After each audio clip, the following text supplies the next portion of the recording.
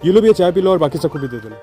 भैया ये वाली परात मत तोड़ना यार, पहले भी 4-5 तोड़ चुके हो यार। पैसे परसों ही तो दिए थे तुमको, ले लेना अगले हफ्ते।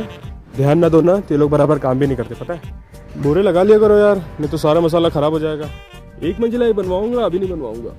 बहुत पैसे लग रहे हैं यार। सरिया काम आएगा कि नहीं, बस काट काट के बिछा दिए हैं। मोटी वाली सरिया मंगानी है कि बारीक वाली?